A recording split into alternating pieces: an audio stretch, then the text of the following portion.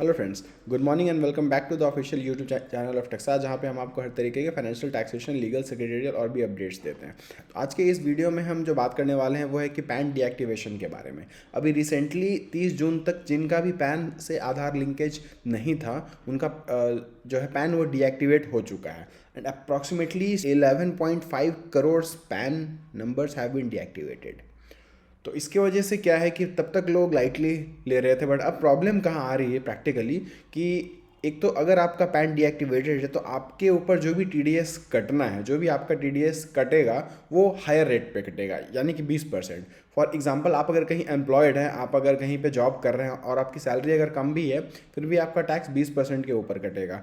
आप लैंडलॉर्ड हैं, आपने किसी को जो है टेनेंट को अपनी प्रॉपर्टी रेंट पे दे रखी है तो वहाँ पे आपका वैसे 10% कटना चाहिए था, बट इस केस में 20% कटेगा। कमीशन आपको कहीं से मिलनी है, वहाँ 5% कटना चाहिए था, वहाँ 20% कटेगा।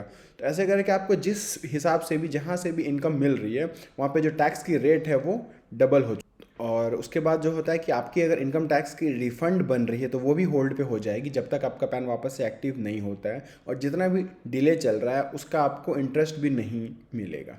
तो ये बेसिक कॉन्सिक्वेंसेज हैं आज की डेट में जो चल रहे हैं, but gradually this will increase. तो आप अभी इसको जाके एक्टिवेट करवा लें। एक्टिवेट करवाने के लिए आपको 1,000 रुपये की पेनल्टी पे करनी है अंडर सेक्शन 234H। वहाँ पे जाके आप अगर पे करेंगे, इनकम टैक्स के साइट में जाके, आपको मैं अभी दिखा भी देता हूँ कि कैसे करना है पे। और आपको अगर ये नहीं पता कि आपका पैन एक्टिवेटेड है या फिर डीएक्टिवेटेड है, आपको चेक करना है तो वो भी कैसे करना है, आइए आपको मैं इस वीडियो में भी दिखाता हूँ। इस सब चीज़ के लिए आपको सबसे पहले जाना है इनकम टैक्स के साइट पे, ठीक है, incometax.gov.in। उसके बाद आपको यहाँ लिंक आधार स्टेटस जो है यहाँ पे जाना है। यहाँ जाके आपको डालना है अपना पैन नंबर, फिर डालना है आपको अपना आधार नंबर,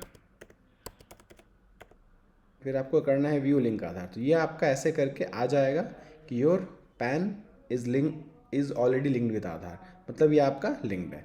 अब सपोज़ आपका अगर लिंक्ड नहीं है तो आपको क्या करना है, आपको करना है लिंक आधार पे जाना है, फिर आपको यहाँ डालना है आपका पैन नंबर, फिर डालना है आपको अपना आधार नंबर।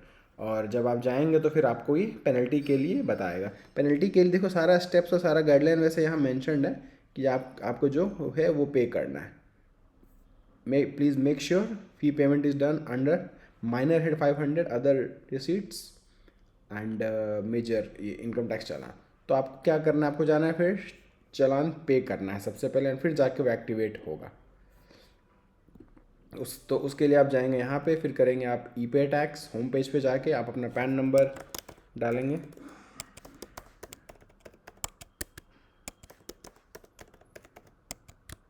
आप अपना मोबाइल नंबर डालेंगे। यहाँ पे कोई भी नंबर डाल सकते हैं, ऐसा नहीं है कि जो लिंक्ड है वही जाएगा। आप कोई भी नंबर डालिए, वहाँ OTP जाएगा, उससे आप वेरीफाई करेंगे, फिर आप यहाँ पे लॉगिन कर पाएंगे और फिर आप पे कर पाएंगे यहाँ से।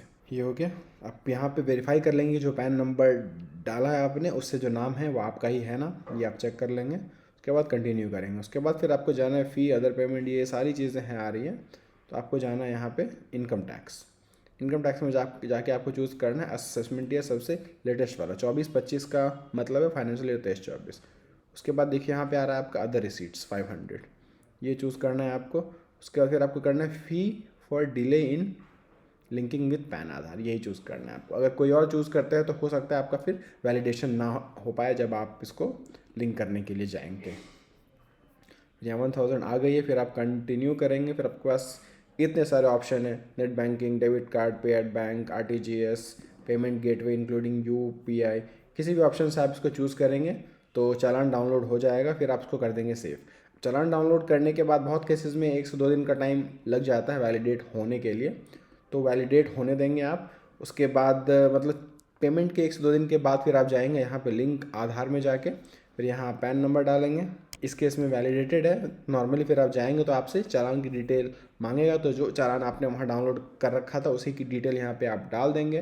वैसे तो वो अपने आप वैलिडेट कर लेगा क्योंकि आप पैन नंबर से ही आपने वहाँ पे किया था चालान, तो वो आपका वैलिडेट कर देगा। बट फिर भी अगर नहीं करता है तो आप इसी चालान की डिटेल्स वहाँ पे डाल देंगे, जिससे कि फिर आपका वो वैलिडेट हो जाएगा एंड उसके बाद आपका एक्टिवेशन हो जाएगा। अब सपोज़ बहुत लोगों के पास नोटिस भी आया हुआ है। सपोज़ आपने किसी से प्रॉपर्टी खरीदी थी और उसका जो TDS है आपको 1% था काटना, लेकिन आपने सिर्फ अभी लेकिन आपके पास आपने 1% काट के उसको फाइल कर दिया और पे करके फाइल कर दिया। बट आपके पास अब नोटिस आया हुआ है कि जो है कि आपका जो डिमांड है वो आपका 20% का है, आपको वो पे करना है।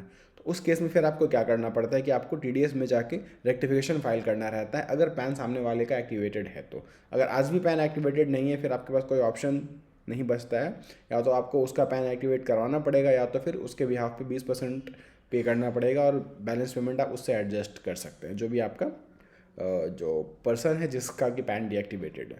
तो डीएक्टिवेशन के बाद आप TDS में जाके रेक्टिफिकेशन फाइल कर सकते हैं, करेक्शन फाइल कर सकते हैं, और आपका फिर वो एक्टिवेट हो जाएगा। पैन एक्टिवेशन में अप्रॉक्सीमेटली ये 10 से 15 दिन का टाइम लग जाता है। बट अगर आपको बहुत अर्जेंट है तो आप ये पे करके रिसीट वगैरह सब चीज़ करके आप अपने इनकम टैक्स वार्ड में जाएंगे, वहाँ पे जाके दिखाएंगे उनको सारी चीज़ें, तो हो सकता है आपका वो और जल्दी कर दें, 5 से 7 दिन में भी हो जाता है। But 5 to 7 days is a minimum timeline जिसमें आपका ये एक्टिवेट हो जाएगा। तो आई होप ये वीडियो आपके काम का होगा। अगर बाकी अगर कोई और भी क्वेश्चन या क्वेरी रहता है तो आप कमेंट करके पूछ सकते हैं। प्लीज़ नोट कि कॉलिंग के या पर्सनल टाइम के हम चार्ज करते हैं, so do not call on the phone number. You can comment your queries on the section and we'll be happy to help you. Thank you so much. Think tax, think Texage.